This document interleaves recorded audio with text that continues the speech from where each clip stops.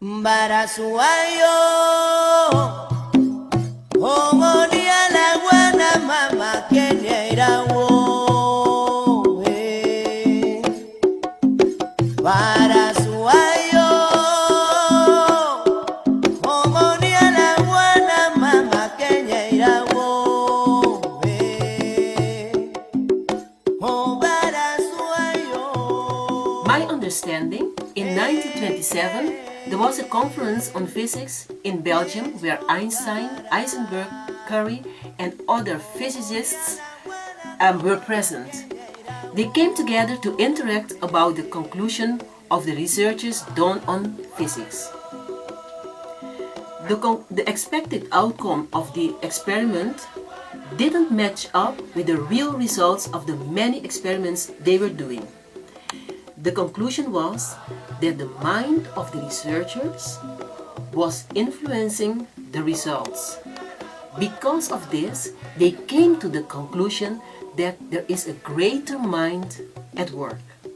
Behind all manifestation, there is a spirit manifesting in the law of the universe. It's superior to the mind of man, its consciousness, and man is a part of this consciousness. In fact, this is the knowledge of the great ancient cultures, shamans and healers and dreamers, who had this wisdom for centuries. Now science is catching up, which is a good thing. What surprises me though is they go to India, Tibet, America, Mexico, but Africa is hardly mentioned. We are visiting with Elliott Rivera, Santero. Elliott, I'm very grateful you are receiving us today and we have a lot of questions to ask you. My first question is Santero. Tell us about what is it, Santero? Well, a Santero is, or Santero or Santera, male and female, are priests and priestesses of the Yoruba tradition practiced in Cuba and in the United States and certain parts of South America. So we are initiated as a priest or priestess in Santeria. Santeria means, the meaning of the word Santeria basically is the synchronization of Catholicism and the Yoruba traditions from 500 years ago. Okay. What you're saying is the Yoruba tradition and the... Well, the Catholicism. They came together? They came together in the sense, well, very simple. This is what I like to tell people, the story I give people, is when the blacks, the Africans, were captured, because they weren't slaves yet, when they were captured, they didn't have the opportunity to pack their Gucci bags. So they brought all of their knowledge, everything was either on their back or in their hearts. So when they became enslaved and they were taken to the Caribbean, to the Americas, they, how can I say, they landed, those that survived, landed there, and they realized in one respect that, like in Cuba, for example, Puerto Rico, where I'm from, Brazil, the landscape was in many regards the same as in Africa. The climate, a lot of the vegetation and plants. So, what they did was they just started adapting. But along came the church. And the church started converting these, what they called savages, but the slaves, into religion. Mostly Catholicism, at least in the Caribbean. So what happened, the missionaries or the priest of the church would say, these are the saints that we honor in our tradition, in the Catholic Church. And one of them was Saint Barbara. Saint Barbara was, I believe, either 12th or 13th century French saint or woman. I believe she was a princess And she defied her father. She did not want to get married. So he imprisoned her into a tower. So she prayed for whatever miracle, she could get, I guess. And the tower was struck by lightning. Now the Africans said, wait a minute. Our spirit of lightning is Shango. Okay. So why don't we take Shango and we take this Saint Barbara Okay. and we merge the two, hence the synchronization. And there's a lot of the different saints from the church have their, the aspect in the African tradition, or the other way around. So here we are, December 4th. You're in downtown Havana or in anywhere in Cuba is the feast of Saint Barbara. And here, you have the Africans, the slaves, carrying these big, giant statues of Saint Barbara, and all the Africans are just like singing and very happy. So the church was saying, look what we've done. But little did they know that the mystery of Shango was underneath the statue of Saint Barbara. So, the popularization of the African tradition as we know it till this day is kind of like that. It's a combination of the two. Now what's happening in 2013, there's a big movement to pull away from the synchronization, which is okay. I mean, I have no problem with that, and I actually do a lot of that, but I also have to realize my lineage. And, in Santeria, one of the most important things is the ancestors. Yes. And I have to follow kind of some of the ancestral line, because my first teachers were my grandmothers. They were both spiritualists and healers. So I have to kind of honor that by still using the Santeria piece.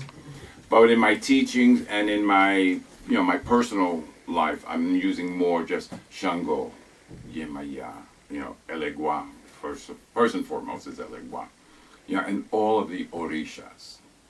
That's kind of like what Santeria in a nutshell is. Yes. It's a synchronization of two cultures, you may as well put it that way, of two cultures. You were talking about orishas? Yeah. And what are the orishas? Orishas are the deities that we honor in Santeria. I myself am a child of Yemaya. What that means is that I was initiated into the rites of Yemaya. Yemaya literally translates the word mother of fish. And in today's society, especially here in Europe, it's considered the Earth Mother. Okay, so there's Yemaya. She's the mother of all the orishas. Then there's Obatala. He's kind of like, in some traditions they say Father Sky. We don't say that. He's Obatala. Chief. The word Obatala means chief of the white cloth. And there are many, many, many orishas. There are major and minor orishas in the neighborhood of about 700. Wow. Yeah. Yes. Yeah, but they're major and minors. We in the Yoruba tradition, as it's practiced in Cuba, we go with the majors. Okay. Okay? And yeah, we do have and work with the minor orishas. Not that they're minor in respect of minimal, but they're not crowned.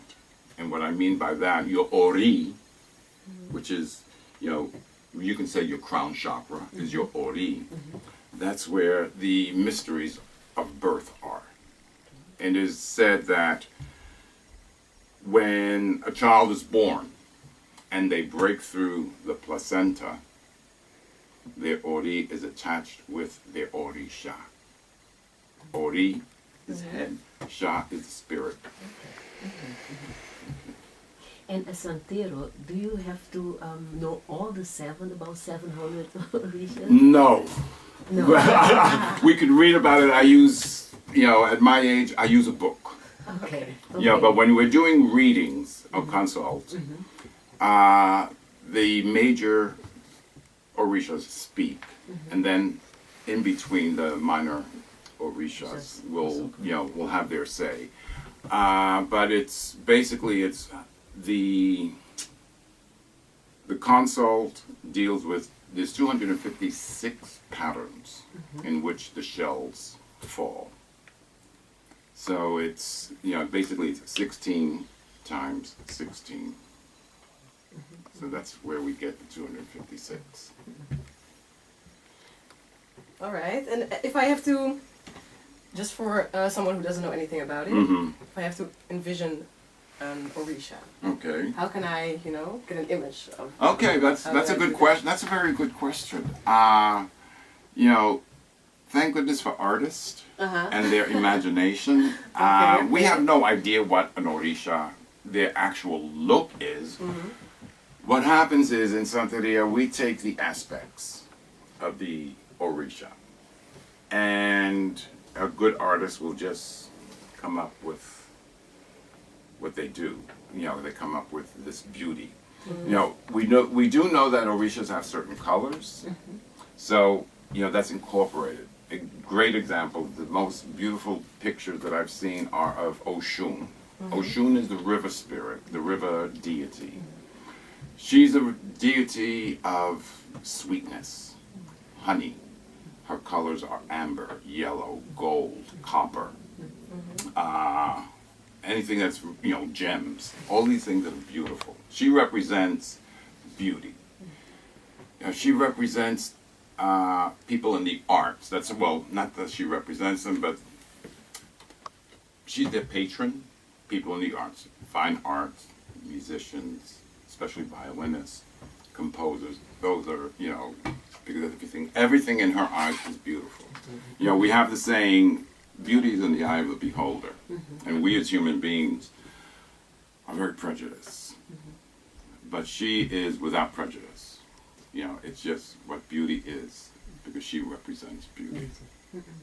So, to answer your question, unfortunately, I don't have any here, but there's just a lot of, just look on the internet, just type in Oshun, and you'll find these wonderful renditions of her, of what she looks like, or might look like. Again, they're all artist renditions. We don't have, it's kind of like when you look at, in the Bible, what does Jesus Christ look like? They didn't have instant cameras in those days, and the artists in those days weren't portrait artists, so we don't really know what he looks like. So it's the same thing with the orishas. We can just assume what they look like because of their attributes. Shango. Shango, we know, is a king. He's very big, very strong. He has double axe, and he wears a lot of gold. So, he's the owner of the drum. He's the owner of dance. The dance is his, the drum is his, and he's, they say, we like to say he's the womanizer. So a lot of people want to become sons of Shango. Okay. They can get a lot of women. They can get a lot of women. They think they can. So the way I understand it, the orishas all represent a certain energy. Yeah, the orishas, that's a good question. The orishas, well, let's put it this way. The Yoruba tradition, or Santeria, deal with the four elements. Earth, wind, fire, and water. Okay? The candle represents the fire. The flowers represent the earth. The incense represent the wind. And the water, represents the water. Okay, obvious, yeah. And all of the orishas and their healing deal with some or more of the elements. All right. My question, how did you become a Sangoma? When did it start for you? What is the... For me, it started at birth. It's funny, in my family, I'm the only one that has this gift, if you will. My mother was a championship mambo dancer.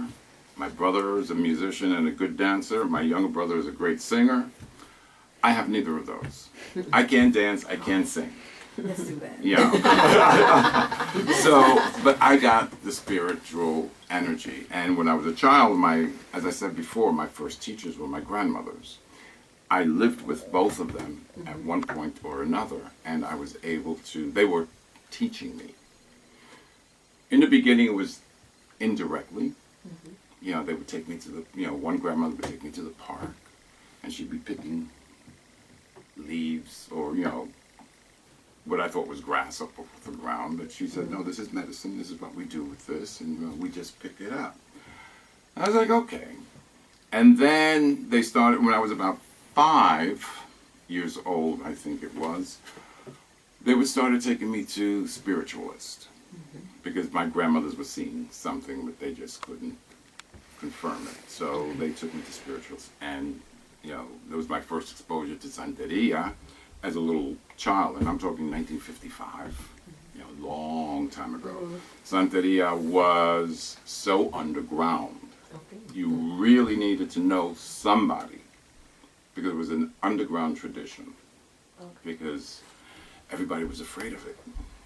So, I kind of grew into it throughout my life, and when I was 7, I believe it was, I started having dreams, very vivid dreams, and again, they took me to more spiritualists to find out what these dreams were, and that's where, I started, and of course, I grew up in a Catholic school, so, you couldn't talk about this kind of thing, so, you learn what the church has to say, and then you learn what the other church has to say, what the old folks have to say. Together. Yeah, and create the synchronization. Yeah.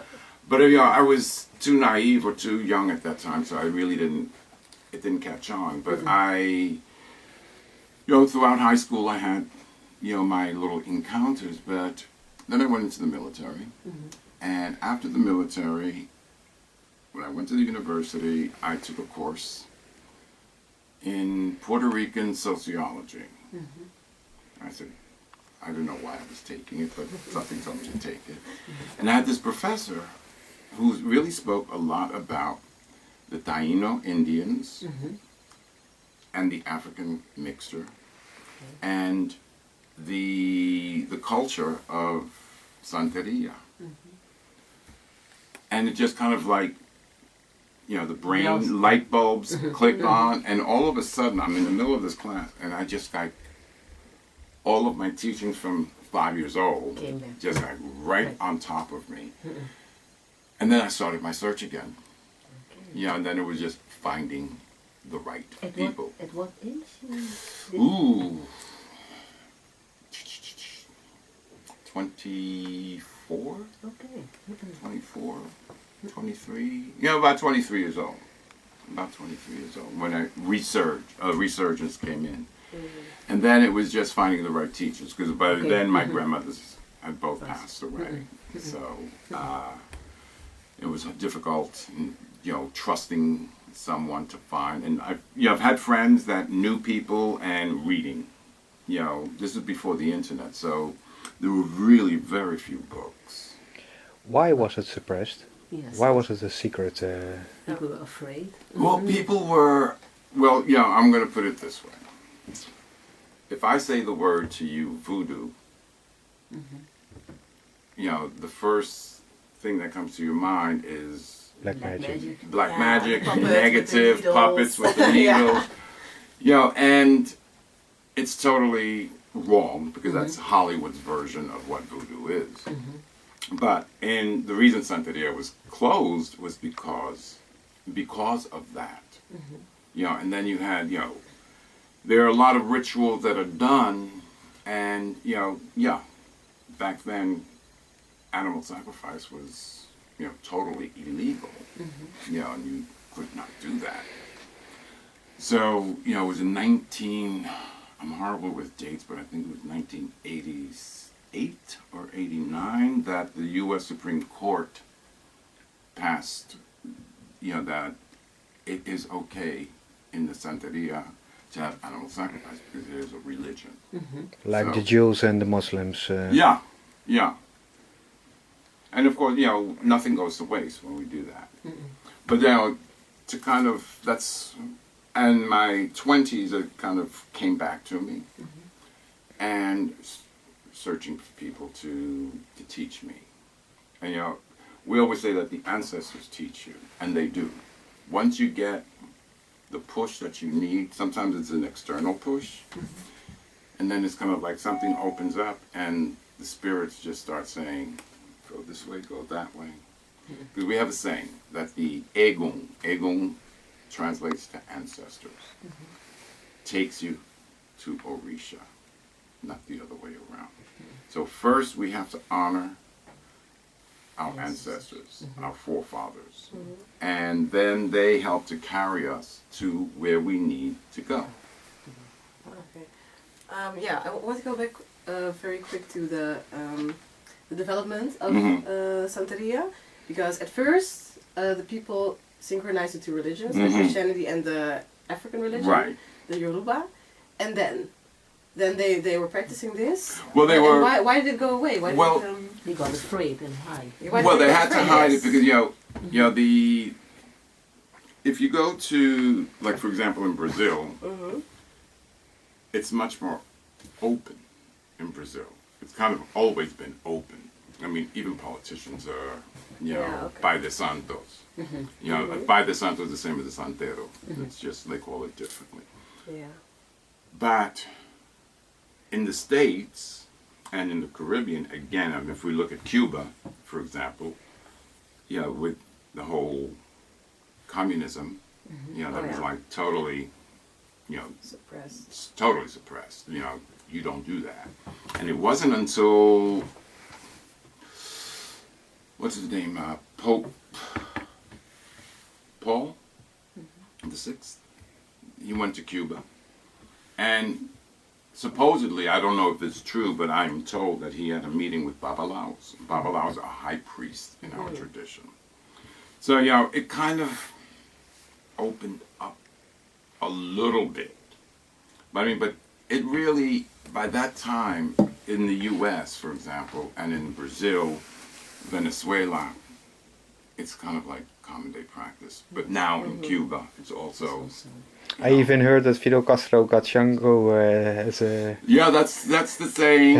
He also has a couple of other things that I won't mention. But I'm going to Cuba next in 2 months. Okay. Be careful what I say. Yeah, of course. Otherwise you can't enter the country. We would like to see you back here.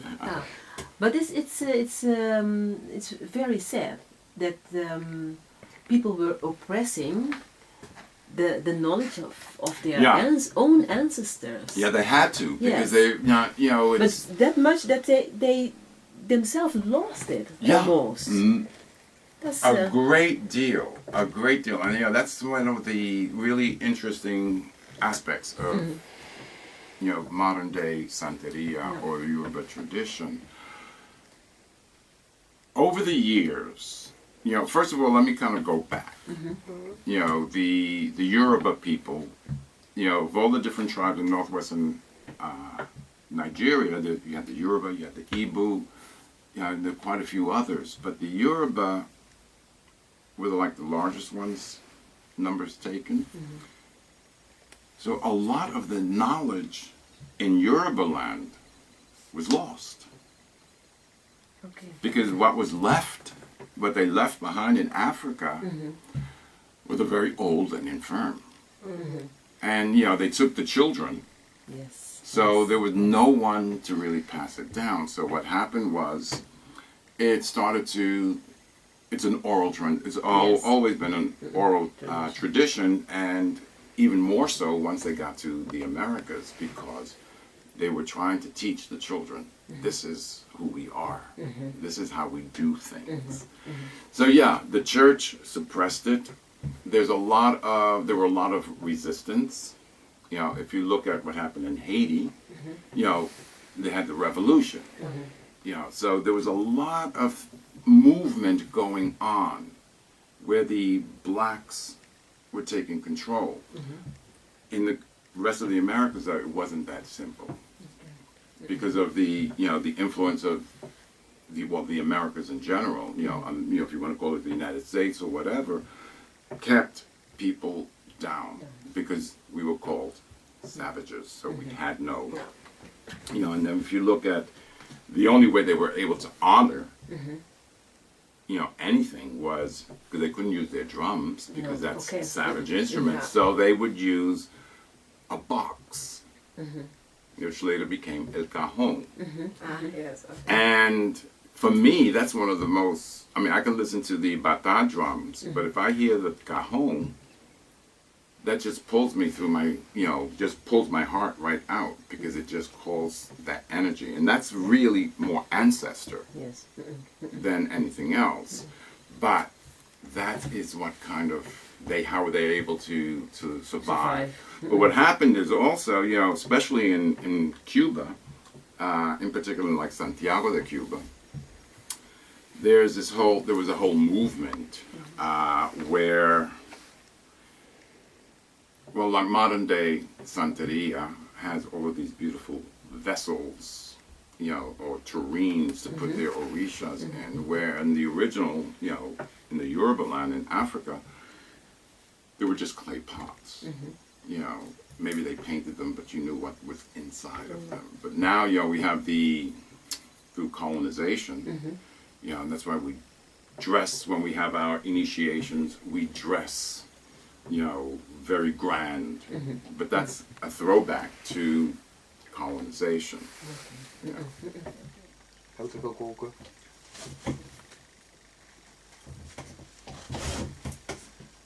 Excuse me. So, first what we do is doing the mayuba. Ja. Mayuba.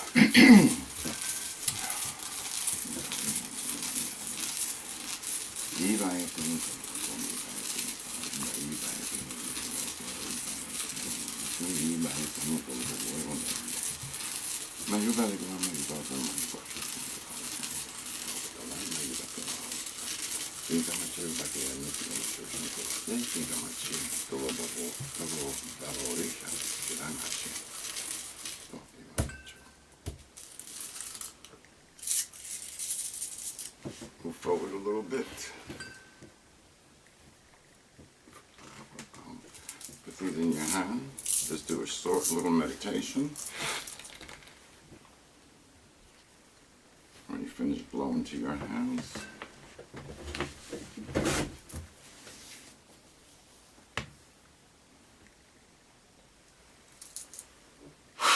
Now go 1, 2, 3, and open your hands.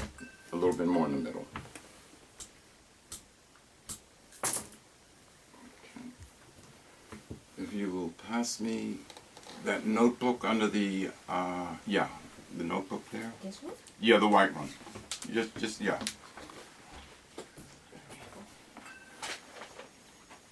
This one? Yeah. Keep my notes for each reading.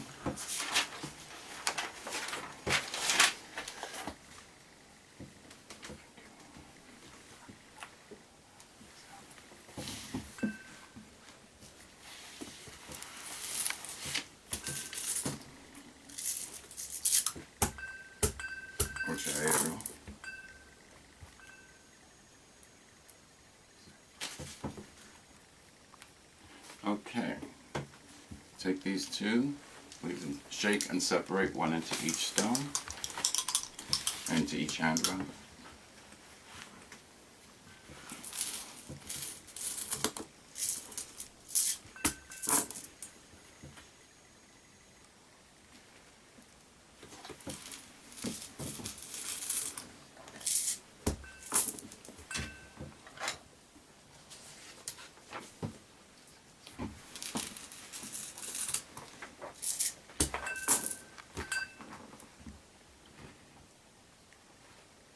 Your right hand.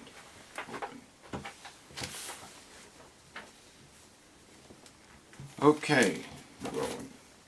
The spirits that are speaking here, there are many.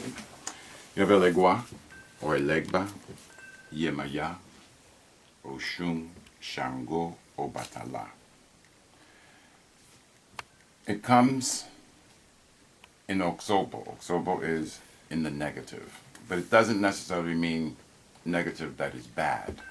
Sometimes it's better to have the healing than to think that everything is okay, and then you know a week later you say, well, he said everything was going to be fine, and it's not. So this gives it an opportunity to clear those things that are those obstacles. Yes. Because apparently there are some obstacles in your way right now that need to be addressed. If you can just pass me that book that's on the floor. This is my Bible, because I can't remember all of the combinations, so I refer to this book as my little Bible just to get me the quick insights that I need. This talks about decision making. You have a problem. Well, let me not put it that way. You have difficulty sometimes making a decision. Either yes or no, or you have a plan and you keep procrastinating because you feel insecure. So the thing here is you need to, Shango speaks here very strongly and says, he will help you to overcome that obstacle of indecision making. And it's not that it's anything bad, but when we get stuck, we get stuck to ourselves. Okay? So, you need to receive or do certain things with Shango or for Shango so that he can open that door for you. And there's all what we call offerings or ebos that sometimes need to be made, or you need to receive. I think in English it's called a pony seed. It's a seed from a particular flower or plant, and it's black and red. Okay. And we make necklaces of I those. saw it in Suriname also. Yeah, and those are put on. They're washed with herbs, so that you can have some help in your decision making. I mean, those are just here. There's also there's a lot more going on that you need to kind of be aware of for yourself. I'll give you some of the proverbs, because the proverbs sometimes tell you a lot about who you are, what's going on. You destroy with your feet that which you made with your hands. You understand that? I understand the meaning of it. Yeah, but how does that fit into your life? What that basically means is that we're self-destructive. Yeah. We mess things up that we worked so hard to get. Yes. Self-sabotage. And again, don't put off today, or don't put off until tomorrow what you can do today. Again, that's the procrastination. That's the indecision making. Okay. And then, Okay. And then the best one is you can't be everywhere at the same time.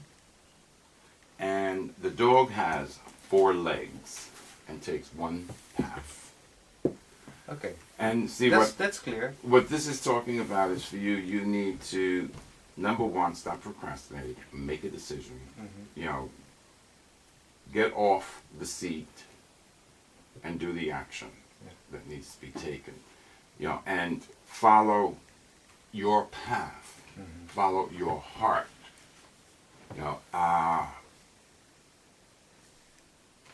So that things can begin to change for you. There's ebos that you can make, offerings. One of the offerings that I could suggest to you to make is for Shango. And that is you get 6 red apples, really nice ones, not the cheap apples. Polish them up and put them onto a plate. 1 in the middle and the 5 around, and pour some honey over it. Over all the apples. Over all the apples. And then light a candle every day for 6 days.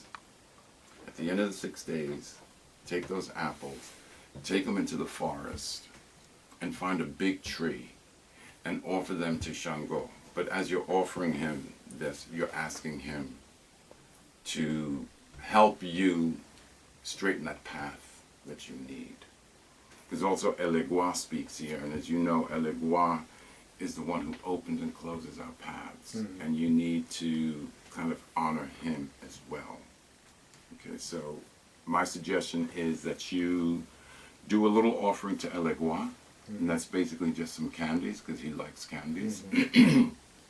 Put them into a little bowl, and keep him there for 3 days, you know, and speak to Elegua every day through that candy.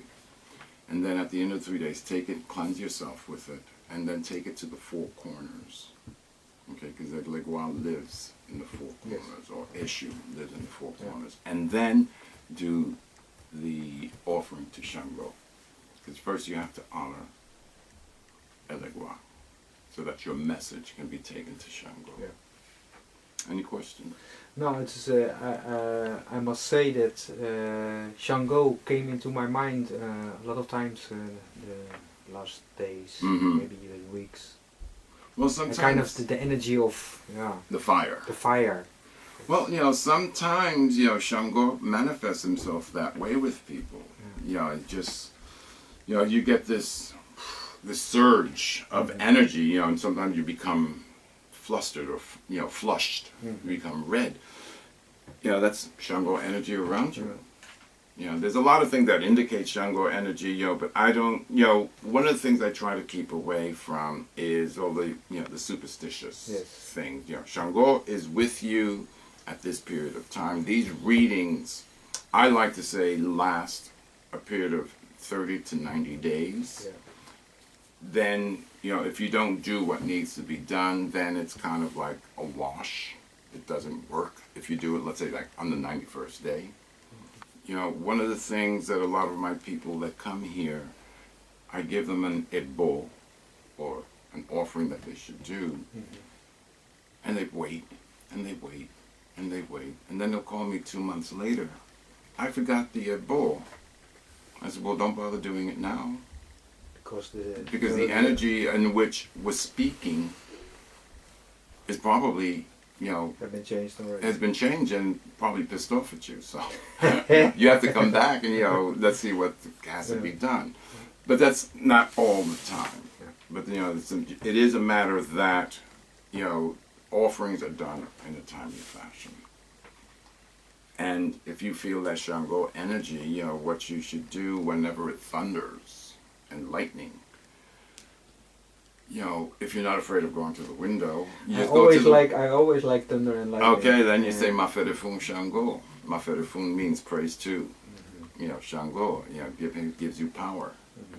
And, you know, just honor the thunder and the lightning. Because it's something that gives you power. I love thunder and lightning. Okay, good.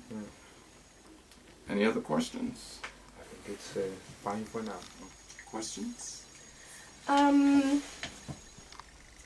Yeah, well, maybe you can start telling something about what you did, what you just did. Well, what I like to say, well, it's not what I like to say, it's the fact that these shells are the mouthpiece of the orishas, of the spirits.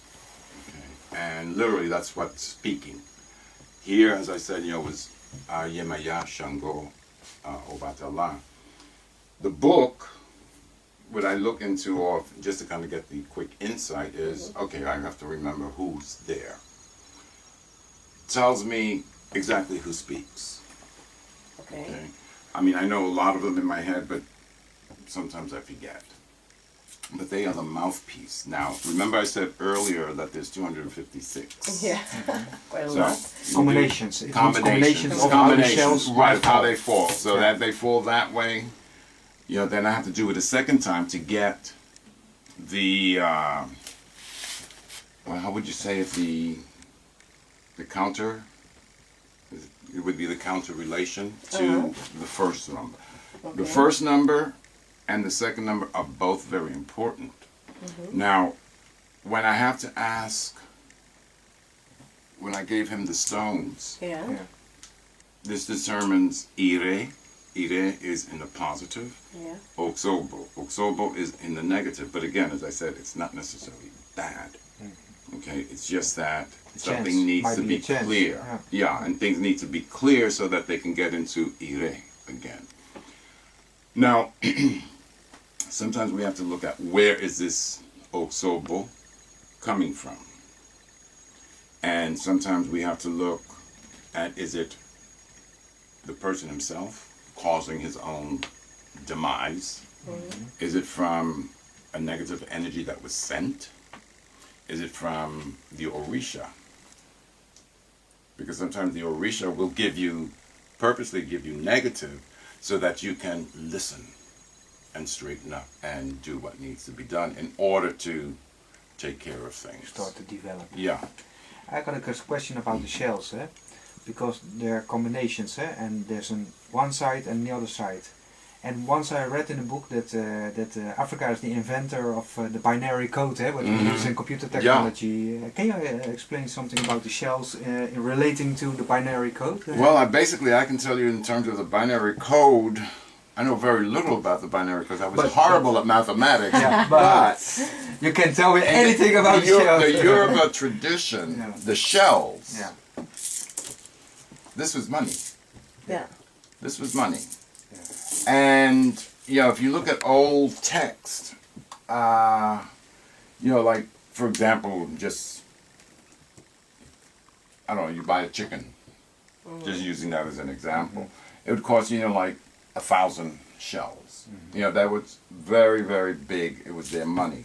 So it's kind of like in terms of what the binary system might be, when you're multiplying, these numbers, and finding the combination of what it is. Now, let me try to explain something. This is a little bit different than your question, but it's what needs to be said right now. When Olodumare is the great creator. Okay? When he was creating the world, so to speak, he had his shells. And he would be playing with his shells. That's what I like to say. And he would throw the shells, and whatever came up, he said, okay, this is what. Today, this combination, the rivers flowed for the first time. Okay, and then some of them was like when the oceans opened up. When marriage was first created. All of these combinations deal with not only the orishas, but also events in creation. So when you throw it and a certain combination shows up, Yeah. because you don't know which combination come up. No, that's you don't know because it tells you about a certain situation. In which the orishas might be right, where the orishas were born. Yeah. It could be also where the orishas were born, and then from there, we as santeros, using the knowledge that we know of the orishas, and also the knowledge of the ancestors, because the way I work a combination. When I do a reading, it's what the orishas are saying, and then I listen to what my ancestors or my spirit guides are saying. Sometimes they're in combination. And I just say, I'll give the reading, for what is necessary at that time for the people. But sometimes it's very, very, very negative. And sometimes, there are combinations that fall that we have to stop the reading. Because it's so negative? Because it's so negative that we have to cleanse the shells and kind of start all over again. Okay. Because, it depends. Sometimes it's, I hate to say it, but there's impending death or doom. Oh, wow. And people don't like to hear that. No. But as a reader, as a santero, I have to tell what's coming up. And then we can start over again and see where is this coming from? What can be done to circumvent an event? Okay. And sometimes I'll be honest, sometimes it works, sometimes it doesn't. It's it's not magic, you know, and that's what I've had to tell a lot of people. You know, they say, well, you know, you're a Santero, why don't you have all of this money? I said, well, because I don't need it. I mean, not that I don't need the money, but, you know, I don't like living off of the backs of people. Yeah. So, you know, so giving the shells, and no one knows what's going to come out when you throw it. That's why I have you throw the first one. Yeah. Because then, see what comes out. Yeah. Then I do the second one. So it gives an indication about the subject which is coming up, or an explanation. That's why when I always say do a meditation before. what is it that you want from this reading? Yeah. Okay, and then Yeah. the answer will come. Okay, and I got another question. Okay, so all those combinations, how much combinations you 256 they're altogether. put down in the book? Yeah. Can we just get a what? It's called the Delegun. I mean, this is one of many Delegun. books. Okay. This is one of many books. But, you know, don't get fooled. You can buy the book. But You can make the shells.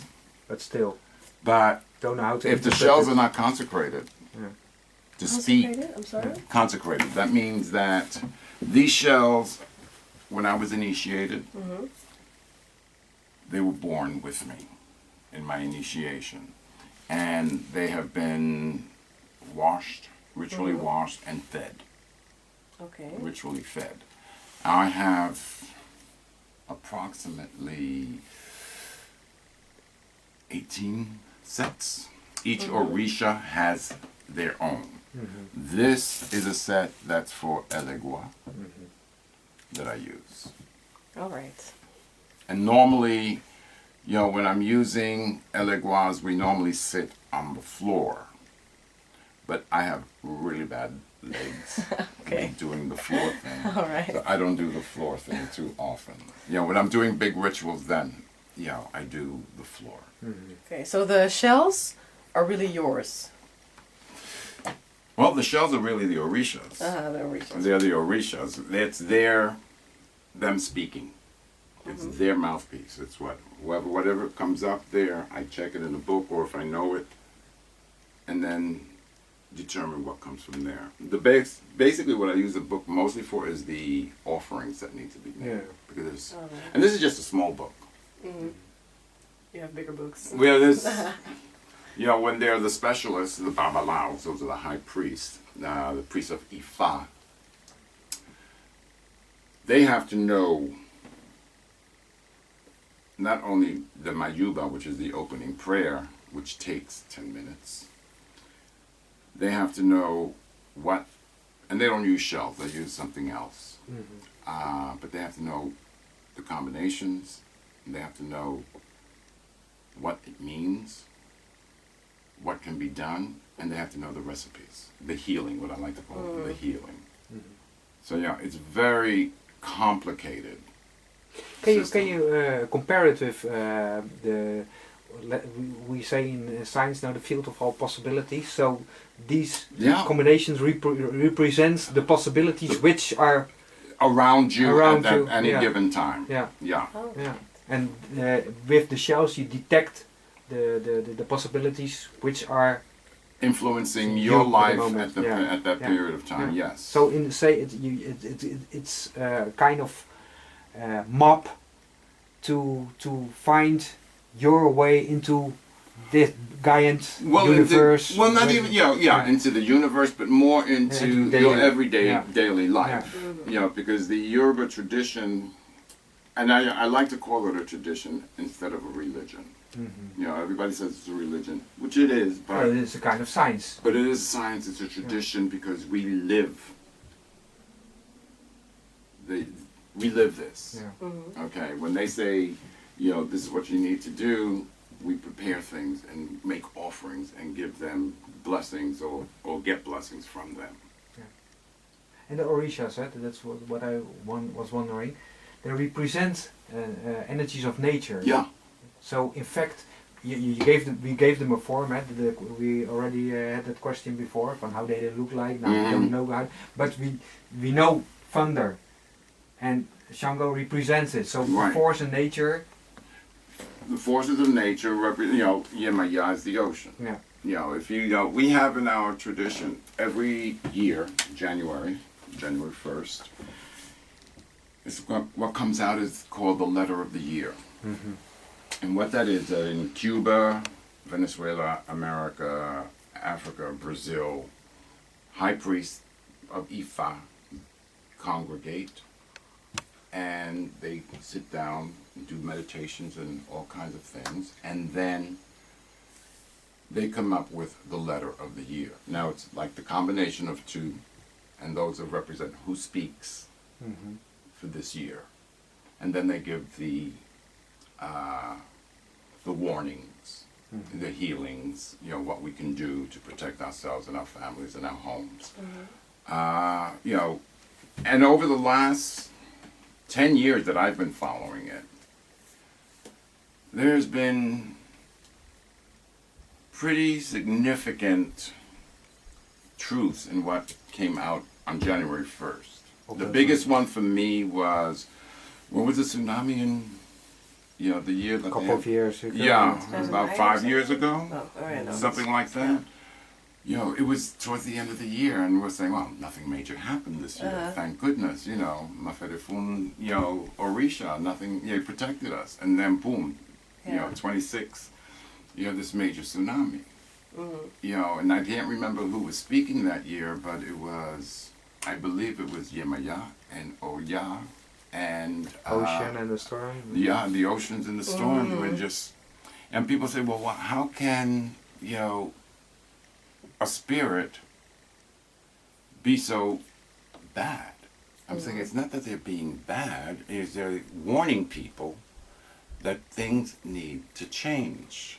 Can you compare it with karma in that sense? That we created the circumstances for those events to happen or something? And we can also counteract? Well, yes and no. I'm a strong believer of karma. You know, what goes around comes around. But in like the letter of the year, the reading of the year, it's always so broad. It's really very broad. And each country that does the letter of the year is always it's different. Yeah. You know, like what happens in Cuba is not the same that comes out in the States. You know, so it's like regional. Yeah, yeah. Okay. I have another question about the reading. So you throw the shells, two deities come up. Right. And these are the deities that influence The, Roland's what's life. going on at his time right now. Right. Well, there's two principal, but then there's, you know, with each combination, more than one orisha speaks. Always. You know, sometimes there's 3 or 4, and then sometimes the ancestors speak. All right. You know, within that reading. So we have to look at who's speaking, who's giving the positive, who's giving the negative. Who do we have to appease, you know, to turn the negative into a positive? And it are the energies of these deities that influence his life at that Yeah. moment. Okay. Yeah. Okay. So, if we just translate it, the energy of thunder and lightning, Of Shango is around you. and the possibilities, the doors, of Elegua Yeah. are influencing. Yeah. You have to realize that all of the orishas work with each other. You know, and you have water and fire working together. You know, you have Yemaya and Shango. Now, Shango, you know, there's the whole story of who is the father and who is the mother of Shango. Yeah, there's this whole, you know, it's like he's kind of a phantom in a sense. Nobody really knows where he came from, but Yemaya and Obatala adopted him. So, you know, they're very close, mother and son. And, you know, when we do rituals, when we initiate someone into either Shango or into Yemaya, they both eat at the same time. That's how strong the combination is, yeah. Yeah, and I got another question also. Do the orishas, are they all a kind of manifestations of Aruma, no, The creator. Orumila, no, not Orumila, Olodumare. Yeah. So they are, like say, in some traditions they say the energies of nature are all a representation of the Almighty Creator. Can we watch it this way? So then it's the kind of Well, I guess mono. I guess you can say that Yeah. because if things were born or created when the shells were thrown, Yeah. or vice versa, Yeah. you can say that. Yeah. But also Olodumare, or we don't. It's kind of like we don't bother him. Yeah.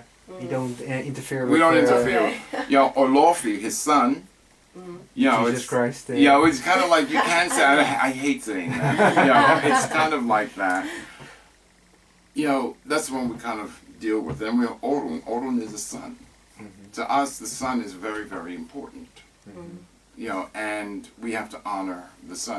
Many rituals done by the high priest have to be done before 12 noon or by 12, before 1 o'clock in the afternoon. And it should be at high noon, high sun. Very, very important for us. So if you want to say like, is it a manifestation?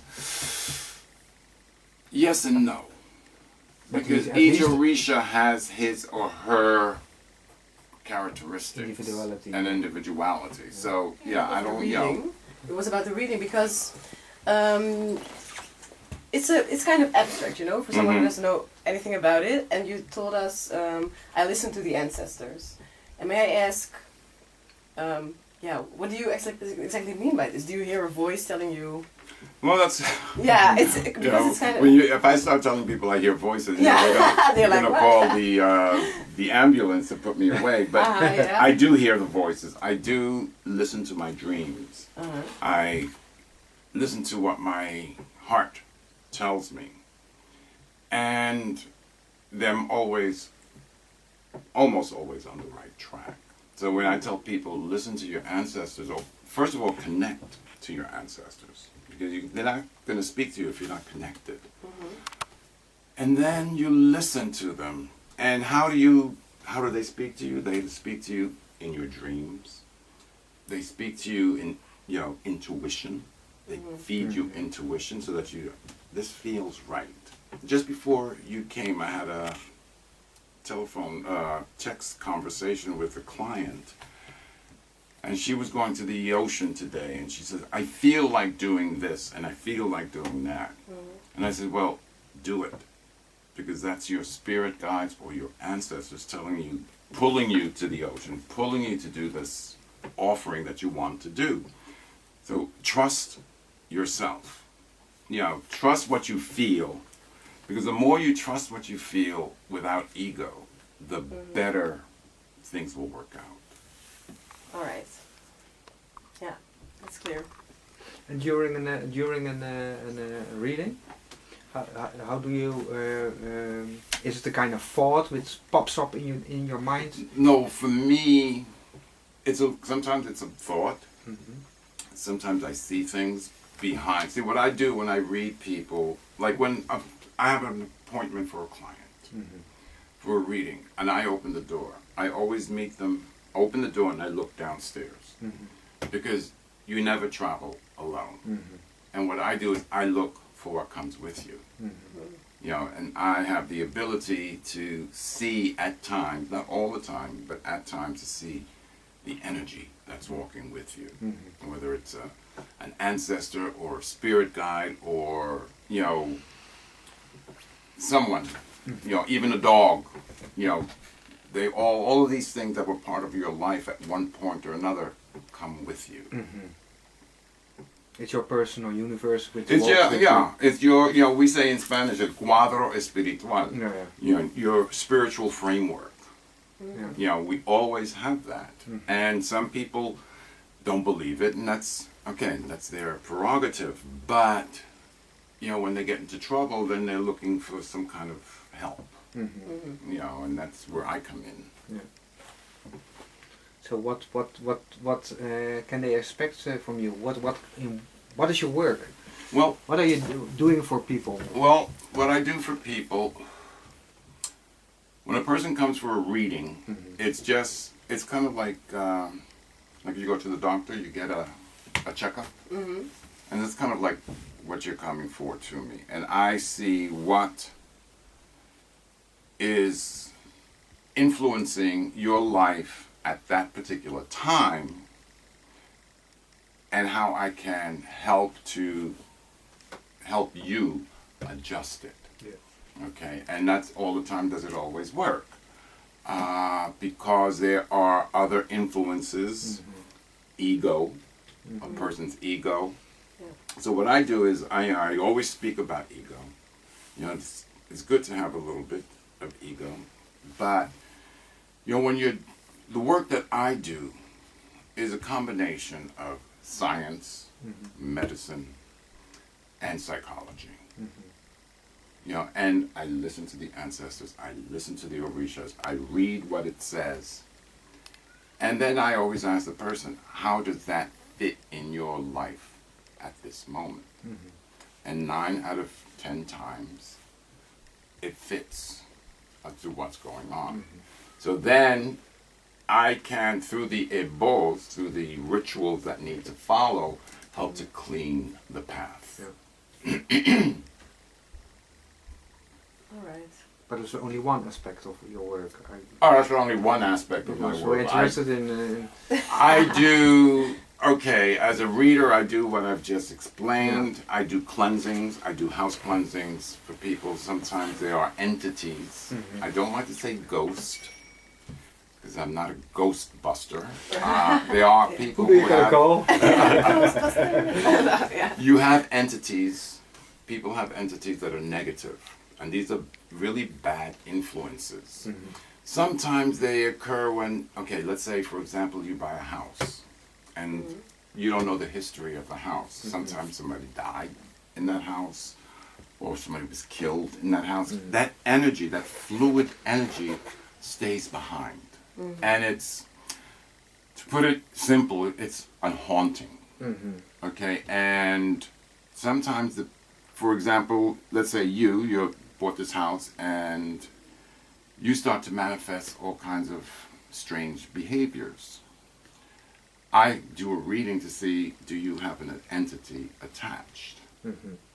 If you have an entity attached, then I have to do a ritual to separate that entity from you and give it either light or send it to wherever it needs to go.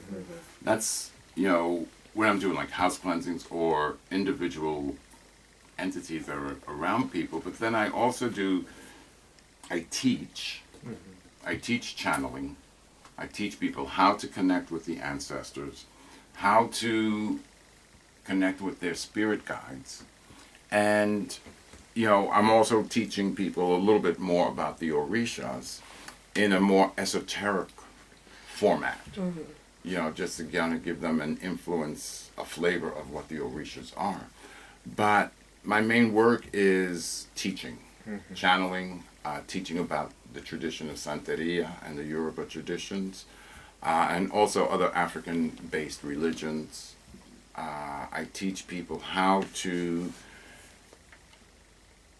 try to live more in the path of their ancestors or their spirit guides. Because we are in the West, we are disconnected. Very people. disconnected. In fact, I'm just writing an article right now talking about how in Europe, in particular, you know, there's been so many wars. You know, it's World War II, devastated generations of families. So a lot of people don't know who their ancestors are. And when you don't know who your ancestors are, it can make it difficult. But I try to tell unrooted. people... Kind of unrooted. Unrooted. So I teach them how they can connect. And sometimes they get it right away. Sometimes they have to keep working at it. Because again, what is meditation? Meditation is something that you have to work on. And through guided meditation, which is what I do, I take you to that point where you don't even need to know a name of your ancestor. You know, sometimes you'll get it, or you'll get an idea of what the name might be. Sometimes I'll get it, but it all really depends on the individual. But I'm doing this article that so many people have lost contact with their past, and even with their present, because there's so many young people who just do not get along with their parents, Yes. and have just totally, disengaged from that. Yeah. And then, what happens later is they start to wonder. And I always say, you don't need me. You just pick up the phone. Yeah. But, sometimes it's that simple. But people will keep, married people will keep their children away from their grandparents because the children's parents have a difficulty with the parents.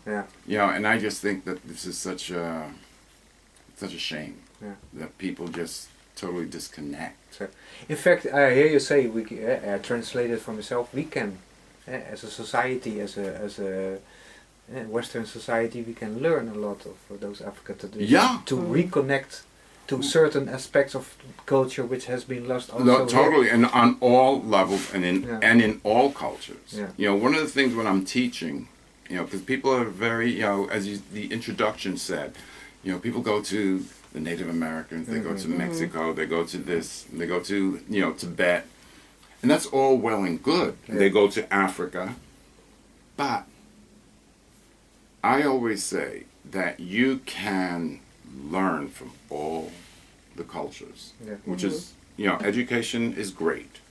That's why they have the internet. You can learn a lot, but don't read everything on the internet because it's not all correct. But take that knowledge to help you find your roots.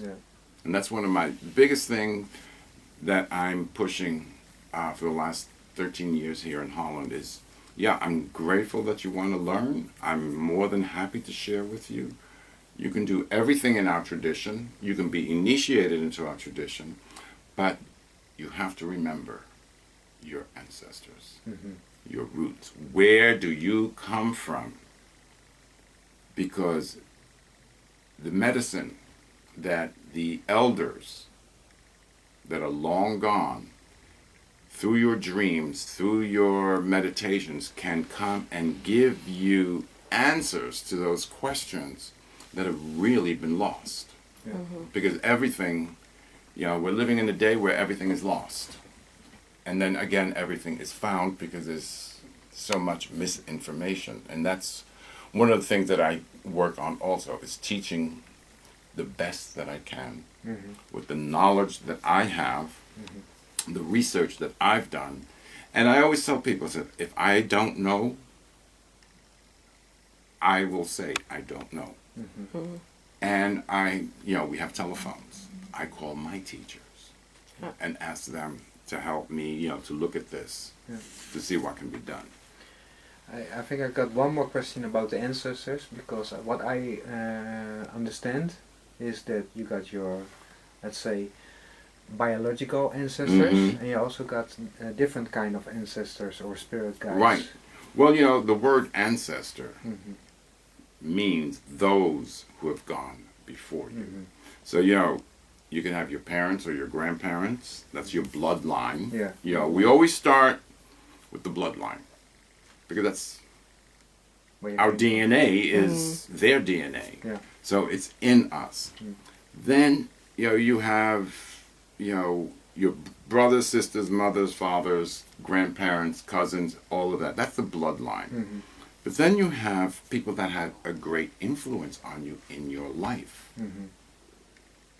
And teachers,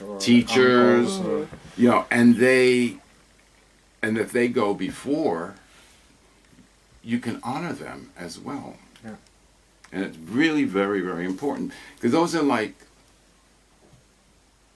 they are ancestors because they've gone before, and they had a connection with them, with you, or you with them, and they influenced your life. They help you look at things in a different way. They were kind of like sometimes adopted parents.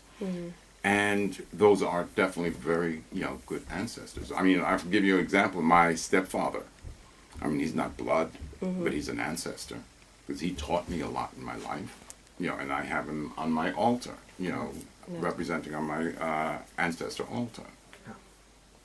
All right. Okay. I have one question about the reading, the cigar, because you blew the smoke on the Well, shells. that's the cigar. interesting story about the cigar. Okay. Two things, cigars and rum. Now, not everybody uses cigars and not everybody uses rum. It's not necessary. For me, it's kind of, talking about the ancestors, it's kind of like the tradition, and I'm trying just to maintain the tradition. The cigar smoke helps to clear the energies, because if you just burn good tobacco, cigar tobacco, not cigarette tobacco, cigar tobacco on incense, it's a very good purifier.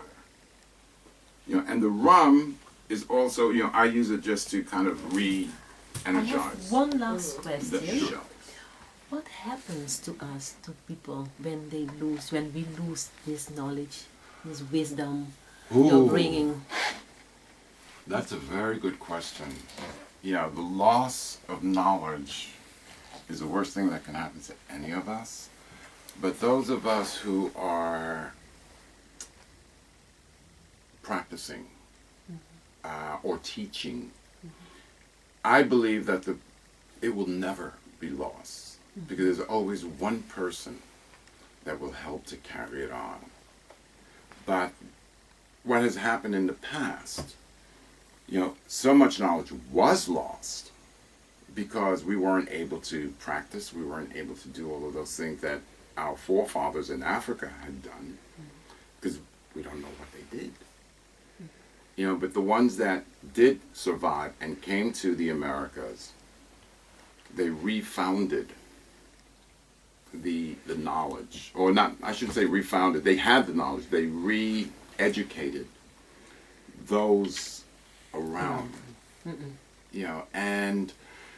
but in the case that we were to lose it, well, I'll be honest, I wouldn't want to be around, because there's, this knowledge is way too important to me, and if I were to lose it, I'd lose myself. It's about losing your identity. We are a people of stories. We tell stories. Our grandparents told us stories. Our great-grandparents told them stories. It's oral tradition is just that. Now you see, there's all kinds of books, and it's nice to have books, and there's some good stories in some of those books. But there's nothing like a mother or a grandmother sitting with a baby and sharing the simple stories of her grandparents or her mother, just so that that child can begin to make a connection of who they are as an individual.